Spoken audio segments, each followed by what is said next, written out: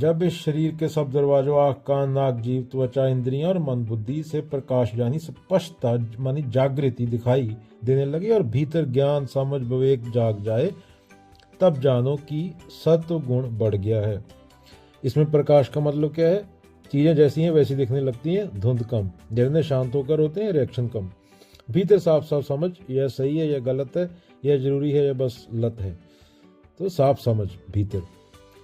गुस्सा ईर्षा घबराहट जल्दी नहीं पकड़ती, ध्यान टिकता है, काम में क्लैरिटी आती है, खाने सोने में सादगी, नशे अतिशय की पकड़ ढीली, दूसरे के लिए करुणा और अपने लिए संयम बढ़ता है। तो क्या बोला जा रहा है? एग्जाम्पल ले लो, टेबल पर 10 चॉकलेट रखे हैं, मन कहता है सब खा लो, लेकिन तुम सोचते हो 2 खाऊंगा, बाकी दोस्तों में बांट दूंगा। यह विवेक है, ज्ञान है, यह सत्व गुण का लक्षण है। पर कृष्ण क्या बोल रहे हैं? गुणों से बाहर निकलना है। सत्व भी गुण है।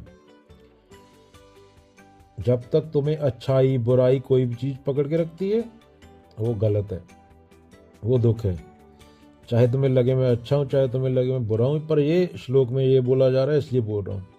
मान लो गिलास टूट गया, पहले डर के कारण झूठ, मैंने नहीं तोड़ा, अब सच मुझसे गिर गया, माफ करो। सच बोलने की ताकत, प्रकाश, ये भी सत्व गुण है। आँख कान जीभ ये शरीर के दरवाजे हैं। जब सत्व बढ़ता है तो इन दरवाजों से गंदी चीजें कम अंदर आती हैं।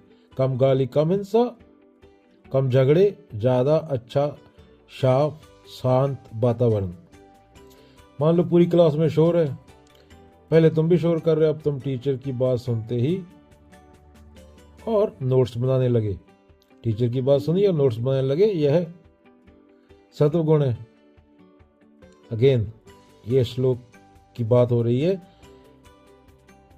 असल में गीता में क्या बोला जा रहा है?